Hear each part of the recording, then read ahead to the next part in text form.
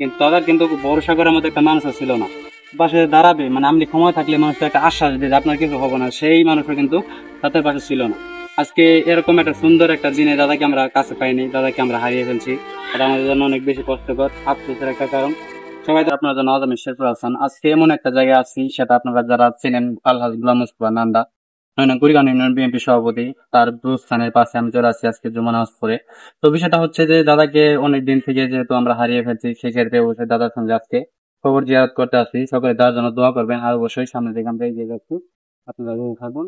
তো এখানে আমাদের এখানে অনেকজনই কিন্তু অবশ্যই মানে চির নিন্দায় কিন্তু শুয়ে আছে, আসলে নিজের পরিচিত মানুষ। তো এখানে নেতা আসলে মানুষের মৃত্যু কখন চলে আসবে কেউ কিন্তু বলতে পারে না। এটা কিন্তু একটা মানে আমাদের আসলে আফসোস করার মধ্যে একটা এই মৃত্যু। কারণ দাদাকে এই সময় আমরা হারিয়ে ফেলে সত্যি অনেক কিছু কষ্ট পাচ্ছি। এটা শুধুমাত্র আমরা যদি এখানে দিকে আরো এগিয়ে দিও, আপনার রাস্তা থাকেন আমাদের। আসসালামু আলাইকুম আলপুবু। তো দিবস আপনারা জানেন যে এখানে আসতে গেলে কিন্তু আমাদের সবচেয়ে বেশি কষ্ট হয়ে যাচ্ছে, কারণ দাদার এই স্থানে আসা সত্যি অনেক বেশি কষ্টের একটা।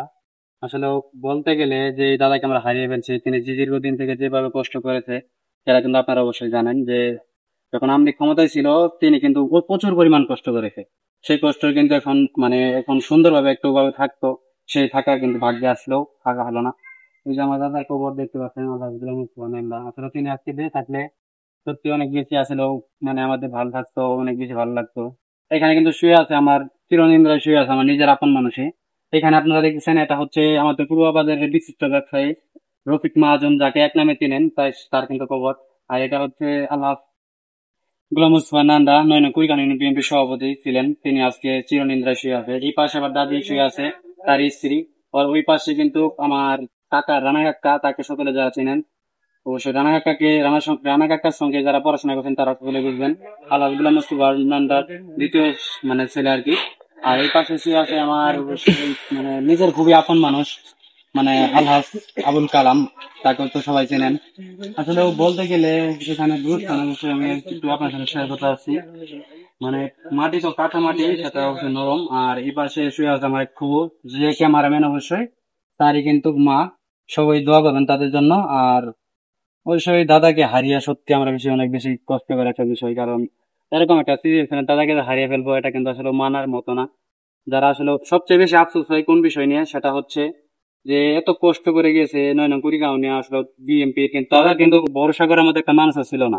পাশে দাঁড়াবে মানে আপনি ক্ষমতা থাকলে মানুষটা একটা আশ্বাস দিয়ে যে আপনার কিছু হবে না, সেই মানুষটা কিন্তু তাদের পাশে ছিল না। আজকে এরকম একটা সুন্দর একটা দিনে দাদাকে আমরা কাছে পাইনি, দাদাকে আমরা হারিয়ে ফেলছি। এটা আমাদের জন্য অনেক বেশি কষ্টকর, আফসোসের একটা কারণ। সবাই দাদার জন্য দোয়া করবেন। আসলে দাদা যে সময় পালিয়ে থাকছে, আমার রুমে বেশিরভাগ পালিয়ে থাকছে। পালিয়ে থাকা অবস্থায় দাদা দাদা আমি যে দোকান করছি, দোকানে যাওয়ার আগে কিন্তু দাদার জন্য অবশ্যই বিছানা রেডি করে রেখে গেছি। দাদা কিন্তু সন্ধ্যার সময় এসে শুয়ে পড়ছে। কিন্তু সেই স্মৃতিগুলো আসলে মনে পড়লে সত্যি অনেক বেশি কষ্ট হয়।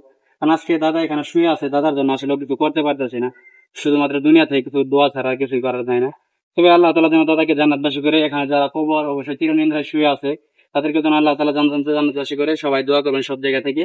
ভালো থাকবেন, সুস্থ থাকবেন। আজকের ব্লগটা এই পর্যন্তই, দেখা হবে নেক্সট নতুন ব্লগে। আজকের মতো এখানে বিদায়, আল্লাহ হাফেজ।